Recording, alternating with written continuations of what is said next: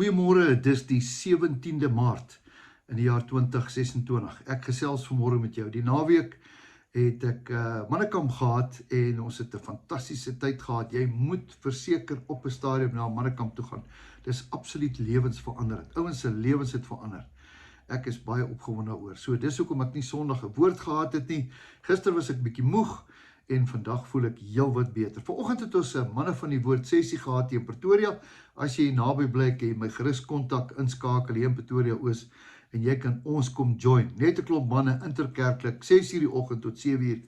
Jy gaan baie daarvan hou.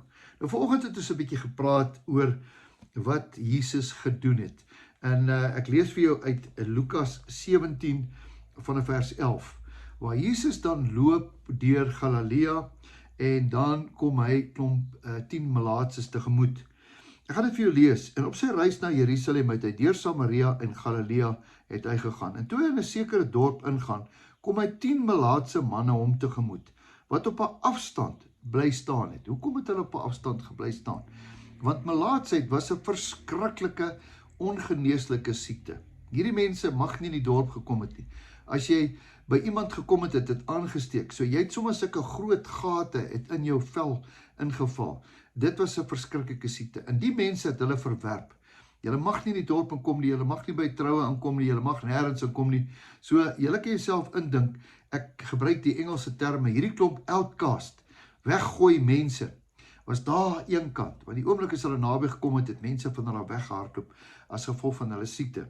Nou hierdie manne het op 'n afstand bly staan en hulle het hulle stem verhef, hulle het gehoor Jesus kom verby en gesê, Jesus, Meester, wees ons barmhartig, wees ons genadig, asseblief Here, asseblief. Hulle skreeu uit, want hulle weet, geen mediese hulp help meer nie. En toe hulle sien, sê hy vir hulle, gaan vertoon julle aan die priesters. Hierdie is vir my baie aardig.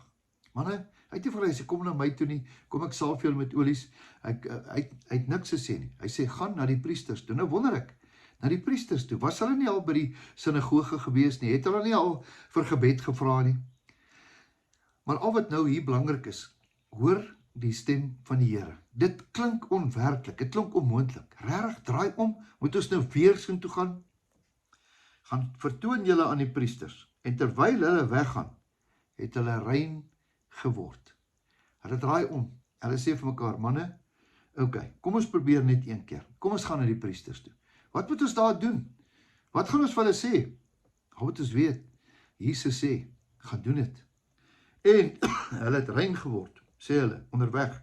En een van hulle, toe hy sien dat hy gesond is, een van hulle, let wel, een van hulle, toe hy sien dat hy gesond word, het hy omgedraai, en God met 'n groot stem verheerlik.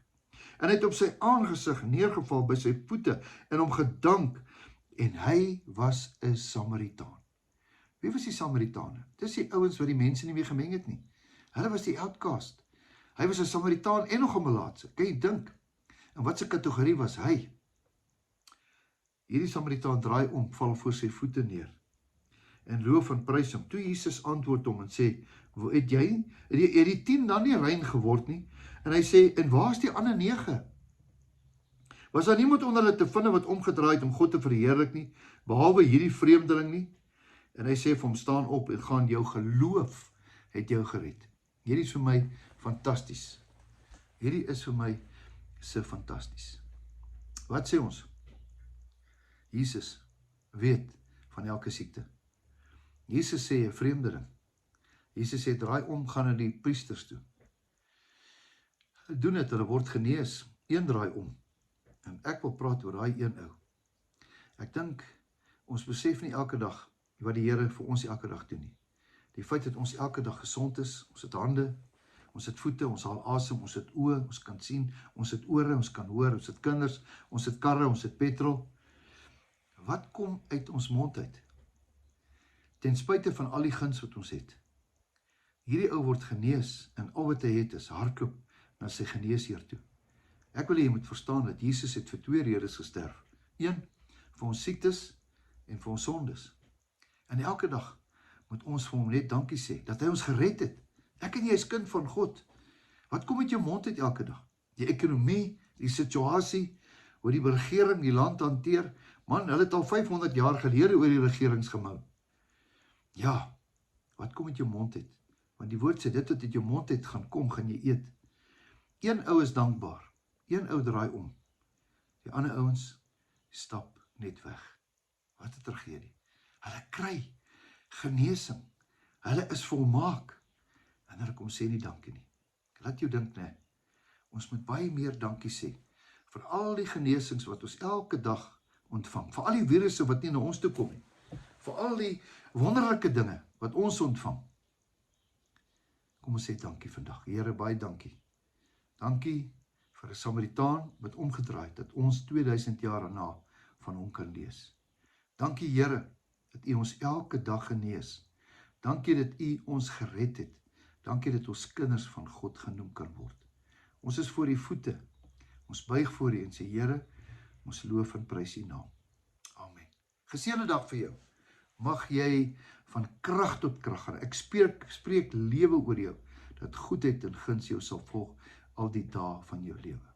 Totsiens, jou beste lê voor.